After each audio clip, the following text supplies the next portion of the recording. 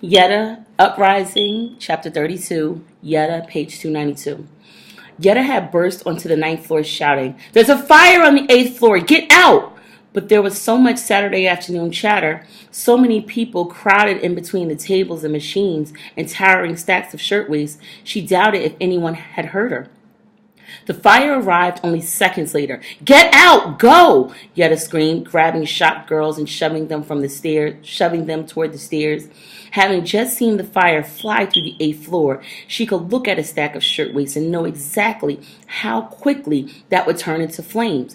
"Go now!" she screamed. "You've only got a few minutes." Yetta didn't know when a second voice joined her own, a deeper voice, urging just as loudly, "Don't stop to get your hat. Don't stop to get your gloves. Go." She looked around, and it was Jacob.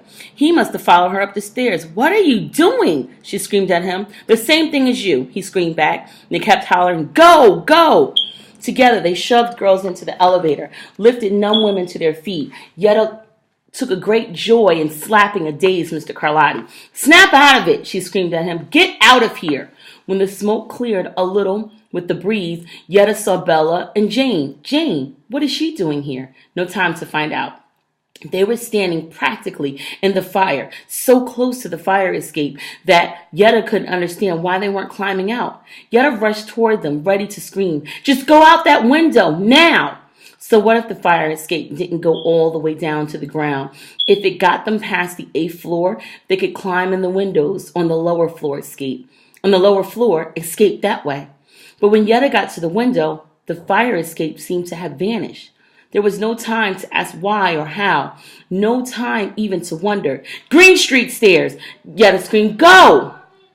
That seemed to be enough to bring them back to life, get them moving. But then Bella grabbed Yetta's hand, pulling her along. She wanted to go with her friends. In a matter of moments, they could be down on the street, walking home. They could walk away from the triangle, this nightmarish place. They never have to come back again. They could get other jobs. They could all three hop a train west, live somewhere else. Yetta didn't have to be a shirtwaist girl anymore. But people were dying here. Yetta could help now. Yetta pulled her hand back. "You go on," she screamed. "I have to save the others." Bella and Jane disappeared into the smoke. The smoke shifted a little, and for one instant Yetta could see clear across the room to Washington Place door. Workers were clumped up against the door, just like they'd been on the eighth floor. "They must think it's locked," Yetta screamed at Jacob, who'd suddenly appeared behind her. "They don't know it opens in." How would they know? How many of them had ever used the Washington Place door? Yetta started racing across the room, gasping for breath. She had such a clear image in her head. She would push the panicky girls aside, turn the knob, jerk the door in toward the factory, and then everyone would stream out safe. "Pull it toward yourselves," she started screaming as soon as she got close to the door. Nobody seemed to be listening. "I'll try it," Jacob yelled. Together they fought their way through the crowd. They took turns grasping the doorknob, yanking it, turning it, twisting it. But their hands slid off the knob. The knob didn't budge.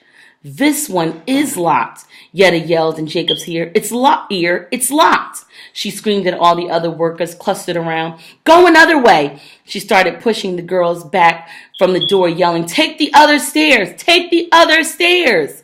Jacob slid his hand down around Yetta's shoulders, pinning her arms to her side. "Yetta," he whispered, his mouth right against her ear. "They can't." Then Yetta looked back. She seen the fire take over the eighth floor, starting from a small spark in a scrap bin and advancing through the entire room. That hadn't prepared her at all for the ninth floor, where the flames spilled in through the windows on every side. In the brief moments that Yetta had spent tugging on the locked door, the flames had taken over. The route that Yetta and Jacob had used just a minute before was blocked by a wall of fire now, a wall of fire sweeping ever closer. Yetta and Jacob couldn't get back to the other stairs either. "Jacob," Yetta said, and she was ashamed that the word came out as a whimper. "I don't want to burn." She remembered what Rahel had told her about the pogrom in Bialystok. This one girl, she might have been you or me. One minute she was just standing there. The next minute she was covered in flames, a human torch, gone in a flash. Not me, not my life. Please, I don't want to go that way, she whispered. She wasn't sure if she was talking to Jacob or to God or just herself. You won't burn, Jacob said. It seemed impossible. It seemed like an impossible promise. What else could happen with the door locked, the flames beating mercilessly nearer? But Jacob was lifting her up, higher, higher, higher, into unbelievably fresh air. He was lifting her toward the window. Yada remembered the woman with the burning hair who jumped out the window on the 8th floor. She squirmed in Jacob's arms. No, not that either. There's a ledge, Jacob said.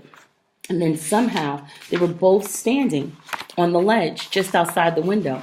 The fire still raged behind them, but the cool breezes soothed their faces, the same breezes that seemed to call and tease her earlier. Odd how they were a comfort now. Yetta looked straight up into the blue sky, into puffy white clouds sailing leisurely toward the horizon. Down below, there were fire trucks and firemen and crowds screaming, but Yetta couldn't hear any of the voices. Her world had shrunk for the moment to blue sky and the feel of Jacob's arms around her. Why did you follow me? She asked him, choking out the words. You were safe on the stairs. You could be down there right now. Jacob brushed a lock of hair away from her eyes. I was a scab during the strike, he said. Even now there was such a shame clouding his voice. But I saw you picketing. I saw you. You were incredible. I wanted to be on your side. If there had been time, Yetta could have joked. Then join the strike already. Don't go running into fires. But words were too precious on this ledge to make jokes. It was enough to hold on to Jacob while he held on to her. She saw that she misjudged him, thinking he wanted to go dancing only to practice English. Right now, she couldn't even think whether they were talking to each other in Yiddish or English. Yetta, we can't stay here, Jacob said. She knew that. The flames were lapping at their heels, eager to escape the factory, to ruin the blue sky world, too. The ledge was so narrow, they could only inch along. It was impossible to move far enough away from the window with its flames and smoke. But Yetta wanted one more moment of staring out into the blue sky. It's Saturday, she thought, still the Sabbath. You knew it wouldn't be long before devout Jews, her father, Rahel's husband, would begin the Havala prayers, dividing the sacredness of the Sabbath from ordinary everyday life. But Yetta had not had a sacred day. She faced a different kind of divide. They're coming to rescue us, Jacob said. And it was true. The fire truck down below had begun unfurling a ladder, reaching higher and higher in a race with the flames at Yetta's heels. The ladder was 4 stories high, 5 stories high, 6 stories high. The ladder stopped. Don't they have a longer ladder? Yetta asked. Don't they? Don't they? It was a useless question. The ladder had stopped growing. The flames were going to win. We could jump for the end of the ladder, Jacob said, or for the net on the ground. The firemen, impossibly tiny down there on the ground, were indeed holding out nets, standing there so hopefully. Yetta could have laughed at their hopes. It was not exactly a plan Jacob was offering her, not exactly a chance in the nets and the ladder, but it was something besides flame. Jacob bowed to Yetta as elegantly as if they were about to launch themselves onto a dance floor instead of into thin air.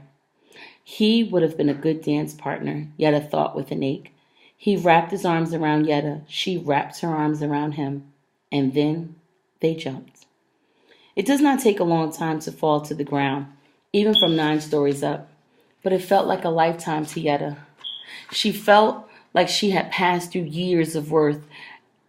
She felt like she passed through a year's worth of Rosh Hashanahs, Yom Kippurs, Hanukkahs, Purims, Passovers.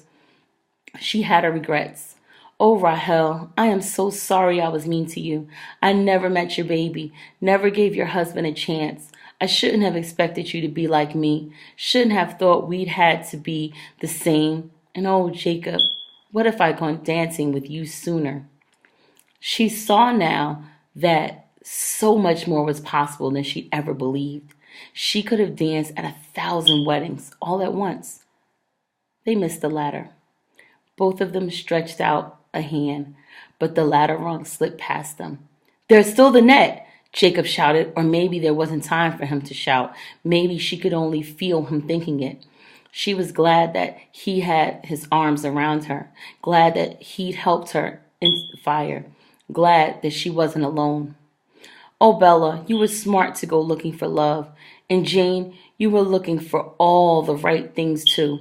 But oh God, I tried so hard. I wanted so much to change the world." The net was right beneath them. Yetta felt a surge of gratitude for the firemen who angled the net so carefully, who ran to the exact spot to catch 2 immigrant workers falling from the sky. These men were trying so hard to save her life. She and Jacob landed on the net exactly in the center. And then the net broke, and they plunged on through. It does not take long to fall to the ground, even from 9 stories up. But it took a lifetime for Yetta. It took every single one of the last moments of her life. That's the end of that chapter.